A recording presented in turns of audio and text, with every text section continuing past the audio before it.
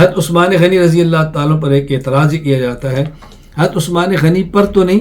حضرت عثمان غنی رضی اللہ تعالیٰ کے پیش آمدہ واقعے کی بنیاد پر ایک اعتراض ہے، بس اس کو ہم نے یہاں ذکر کر دیا مناسبت کی بنیاد پہ، ورنہ اعتراض عثمان غنی رضی اللہ عنہ پر نہیں ہے۔ اعتراض کیا ہے کہ جب رسول اللہ صلی اللہ علیہ وسلم نے حضرت عثمان غنی کو حدیبیہ سے مکہ اپنا قاصد بنا کر بھیجا، ان لوگوں نے گرفتار کیا اور مشہور کر دیا، شہید کر دیا گیا ہے، تو حضرت عثمان غنی رضی اللہ تعالیٰ عنہ کی یہ جھوٹی خبر پھیلی، تو رسول اللہ صلی اللہ علیہ وسلم نے حدیبیہ میں یہ بیعت لی صحابہ سے کہ ہم عثمان کے خون کا بدلہ لیں گے۔ اس پر مماتیت کا سوال یہ ہے کہ حضرت عثمان درود پڑھتے ہوں گے، اور جب آپ کا عقیدہ ہے کہ درود نبی تک پہنچتا ہے تو آپ صلی اللہ علیہ وسلم پر درود پہنچ رہا تو آپ کو پتہ ہے زندہ ہے، تو آپ بیعت کیسے لے رہے ہیں؟ اس کا جواب بہت آسان یہ ہے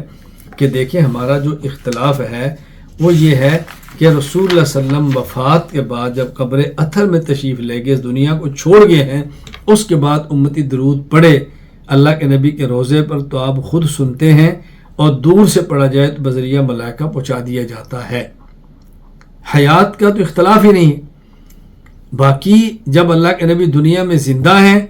تب آپ تک درود پہنچانے کی ضرورت نہیں ہے،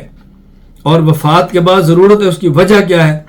جب رسول اللہ صلی اللہ علیہ وسلم اس دنیا میں خود موجود ہیں تو آپ مدینہ منورہ میں رہ کر صحابہ کرام کا مشاہدہ خود فرما رہے ہیں، لوگ آ رہے ہیں، جا رہے ہیں، وفد آ رہے ہیں، وفد جا رہے ہیں، فتوحات اور اپنی کارگزاری دیکھ رہے ہیں۔ اب ضرورت اس بات کی جب آپ دنیا سے تشریف لے جائیں تو امت کے احوال آپ کے سامنے پیش ہوتے رہیں، درود پیش ہوتا رہے اور آپ کے دل کو ٹھنڈک پہنچتی رہے۔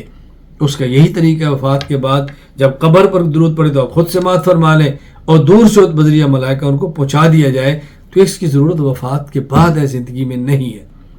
اس لیے جب یہ ہمارا موقف ہی نہیں ہے، اس پر اعتراض کرنے کی ضرورت بھی نہیں پڑتی۔